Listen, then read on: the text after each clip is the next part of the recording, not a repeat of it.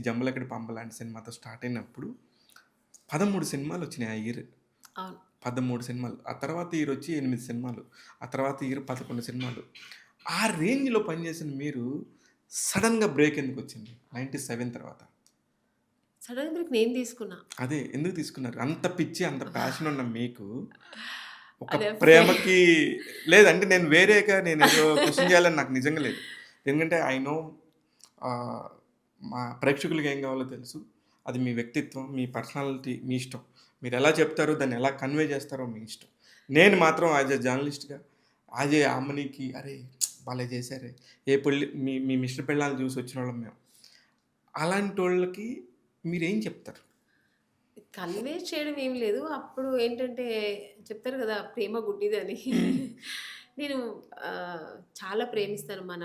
నా ప్రొఫెషనల్ అంటే నాకు పిచ్చి, ప్యాషన్ ఎక్స్‌ట్రీమ్‌లో ఉంటాను నేను. నాకు అంత ఇష్టం. కానీ నాకు ఇష్టపడి వచ్చింది చిన్నప్పటి నుంచి. ఆహ్, నా ఎన్నో కలలు కని వచ్చిన ఈ ఈ వచ్చాను ఈ ప్రొఫెషనల్‌కి.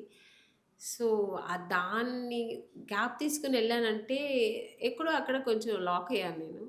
సో, అక్కడ తల వంచాను. లొంగిపోలేదు. తల వంచాను. సరే కొన్ని రోజులు బ్రేక్ తీసుకుందామని తీసుకున్నా. అప్పుడు నాకు ఎక్కువ అలా వెళ్ళొద్దని చెప్పింది గూడా సౌందర్య వాళ్ళ మమ్మీ. ఆ! ఎలాగమ్మా నువ్వెళ్ళి ఇంత బిజీ ఉండి ఎళ్లి ఇంట్లో కూర్చుంటావు అంటే అది నన్ను ఇది అని. నన్నసలు షాక్ నేను. అంటే నాకు గుర్తున్న ఒక 10, 15 సినిమాలు నోటితో టక టక టక చెప్పేస్తాను 'అమ్మని' గారివి. మంచి మంచి హిట్లు ఆ! మేము చూసినయి. కానీ చూస్తే అరే! ద కెరియర్ ఆ తమిళ్‌లో ఉన్నాయి ఈవెన్ సినిమాలు. కృష్ణారెడ్డి గారు కూడా ఆ! ఆయన చాలా బాధపడ్డారు. "వద్దామని వెళ్ళొద్దు" అని. లేదు సార్ ఎళ్తాను. తర్వాత ఉత్తేజ్ చాలామంది హ్మ్. నరేష్ గారు కూడా. ఆ! "ఏంటమ్మ నువ్వు వెళ్ళిపోతున్నావు అసలు ఎళ్ళొద్దు నువ్వు మంచి ఆర్టిస్ట్ నువ్వు" అలా ఇలా అని. "మంచి క్యారెక్టర్స్ చేస్తున్నావు. నీలాంటి ఆర్టిస్ట్ ఉండాలి ఇండస్ట్రీలో" అలా ఇలా అని చాలామంది చెప్పారు. ఆచంట గోపి నా ఫస్ట్ ప్రొడ్యూసర్. ప్రొడ్యూసర్ ఆయన రాజేంద్ర. ఇంటికొచ్చి మరీ నాతో హ్మ్. ఇంటికొచ్చి మరి "వద్దమ్మా పెళ్లి చేసుకో అంటే సినిమాలు మానొద్దు" అన్నారు. నాకు అక్కడ ఒక నిబంధన ఉండింది. దానికోసం వెళ్ళాను. నిబంధనతోనే ఆపేసారు కదా! ఆపేశాను. ఆళ్ళు అది కంపల్సరీ పెళ్లి చేసుకుంటే సినిమాలు ఆపేయాలి. ఆపేయాలి అన్న ఒక నిబంధనతో ఆపేశాను. మళ్ళీ కన్వే చేస్తూ మళ్ళీ వచ్చేసాను. వచ్చారు కానీ ఐ డోంట్ థింక్ అంటే అంత ప్యాషనేట్‌గా వచ్చిన మీరు అంత ప్రేమకి ఆగిపోయారా? ఒక చెక్ పెట్టుకున్నారా ప్రేమ మీకు? కాదు. ప్రేమకి ఆగిపోలే. నిబంధనకి ఆగిపోయాను. హ్మ్. నిబంధన అంటే అక్కడ ఆగిపోవాల్సొచ్చింది. అంటే అది ఫోర్స్ కాదు. ఎందుకు మేమంతా మనకుంది గదా! కొన్ని రోజులు మనం బ్రేక్ తీసుకుందాము. కొంచెం అంటే నాకు కాన్సంట్రేట్ నాకు అర్థం కానిది ఏంటంటే సైకలాజికల్‌గా మనిషి ఇప్పుడు నేనే ఉన్నాను. ఖాళీగా కూర్చోమంటే నేను కూర్చోలేను. 24 గంటలు మనుషులతో తిరుగుతాను. అలాంటిది ఇంతమంది గొప్ప దర్శకులతో పనిచేసిన ఆమెని, ఇంతమందితో తిరిగిన ఆమెని సడెన్‌గా ఆగిపోయి ఇంట్లో సైలెంట్‌గా కూర్చుంటా, సినిమాలు చూసుకుంటా, ఓ పక్కన స్టార్స్ అప్పుడుగా సౌందర్య గారు, మీనా గారు, రమ్యకృష్ణ గారు, పక్క బాలకృష్ణ గారు, చిరంజీవి అవును. గారు వీళ్ళతో, నాగార్జున గారితో మీరు సినిమాలు చేశారు కాబట్టి వీళ్ళ పేర్లు అవును. అవును. తీస్తున్నాను.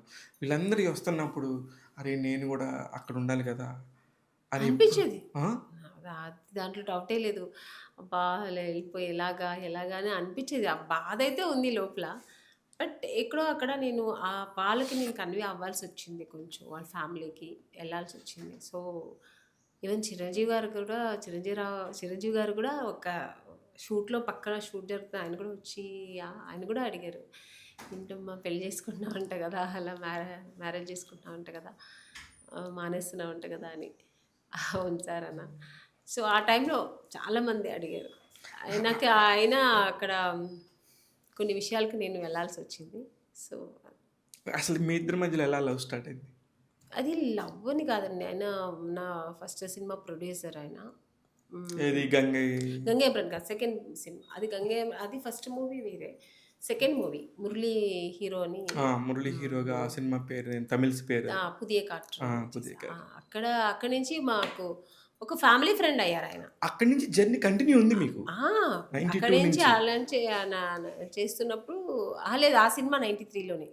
మన ఆ! 'జంబలకడి బొమ్మ' టైంలోనే ఆ సినిమా నాకొచ్చింది. సో, అలా కంటే అది ఫ్యామిలీ ఫ్రెండ్ లాగున్నారు. మా ఇంట్లో అందరికీ బాగా హ్మ్. తెలుసు. సో, అలా వచ్చిందనమాట ఆ ఫ్రెండ్‌షిప్. అంతే తప్ప లవ్ గివ్ పెద్దది ఏం లేదు. ఆ ఫ్యామిలీ ఫ్రెండ్ లాగా ఒక అరేంజ్ మ్యారేజ్ అనుకోండి అది. హ్మ్. అలా. అంతే. ఇప్పుడు ఆమని గారు ఎవరి మాట వింటారు ఇంట్లో? మామూలుగా మిమ్మల్ని ఎవరు కంట్రోల్ చేసేవారు? నేనా? హ్మ్. ఇప్పుడా? ప్రస్తుతమా?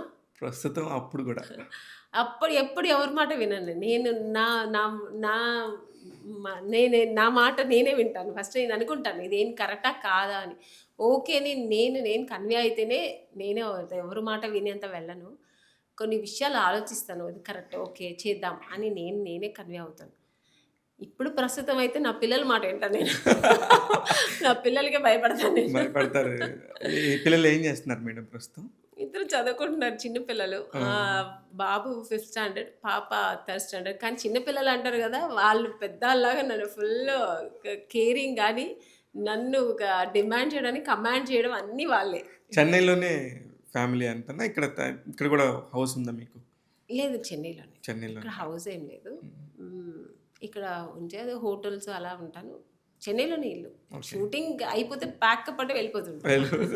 ప్యాకప్ అనగానే ఫ్లైట్. ఫ్లైట్ నెక్స్ట్ ఎయిర్‌పోర్ట్‌లో ఉంటాను. కాదు, ఇన్ని చేస్తున్నారు కదా! తెలుగు సినిమా ఇంత పర్ఫెక్ట్‌గా ఉంటుంది గదా! ఇక్కడ గూడా ఒక ఇల్లు తీసుకొని తప్పకుండా. మీరు చెప్పేసారు. మీ నోట్లో వచ్చింది కదా! ఆ! నెక్స్ట్ ఇయర్ నేను తీసుకుంటా. ఇల్లు తీసుకొని నాకు చెప్పండి. ఇల్లు తీసుకున్నానండి. మీ గృహప్రవేశానికి మీరొస్తారు. యాహ్! అలా చాలామంది అంటున్నారు. అంటే నాకు ఇంతవరకు అవసరం ఉండదేమో అనుకున్నా. సో, కానీ ఫ్యూచర్‌లో అవసరం హైదరాబాద్‌లో ఉంటది. మనం ఇంకెప్పుడు ఇలా చేస్తూ ఉంటాము. ఇంకొకటి హైదరాబాద్ అనేది నాకు పుట్టిల్లానే. పుట్టిల్లు. నాకు ఫుడ్ పెట్టిన ఊరది. అందుకని నేనెప్పుడు ఉండాలి. ఇక్కడ ఒక ఇల్లు తీసుకోవాలి.